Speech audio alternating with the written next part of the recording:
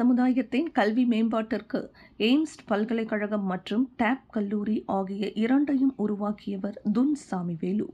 அவ்வாறு பேசிய பிரதமர் டத்தோஸ்ரீ அன்வர் இப்ராஹிம் அவருக்கு நன்றியை தெரிவித்துக் கொள்வதாக தெரிவித்தார்.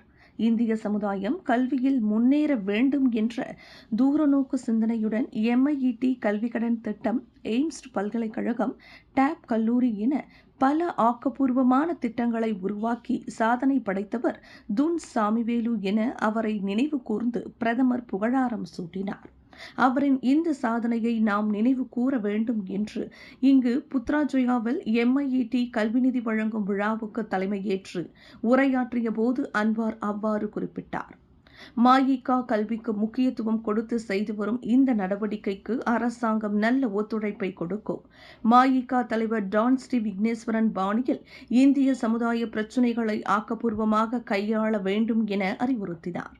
குறையை மட்டும் பேசுவதை நிறுத்திவிட்டு சமுதாயத்தில் இருக்கும் பிரச்சினைகளை களைய டான் ஸ்ரீ விக்னேஸ்வரன் போல் செயல்பட வேண்டும்.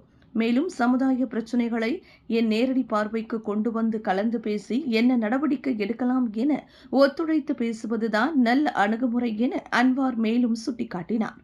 இதனிடையே டேப் கல்லூரியில் திபேட் தொழில்திறன் கல்வி திட்டத்திற்கு அரசாங்கம் 2 மில்லியன் ரிங்கிட் வழங்கும் என பிரதமர் வாக்குறுதி அளித்தார்.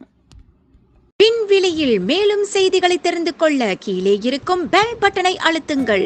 உங்கள் ஆதரவை வெளிப்படுத்த லைக் மற்றும் ஷேர் செய்யுங்கள். தொடர்ந்து விண்வெளியுடன் உங்கள் பயணத்தை தொடர்ந்திருக்க சப்ஸ்கிரைப் செய்யுங்கள்.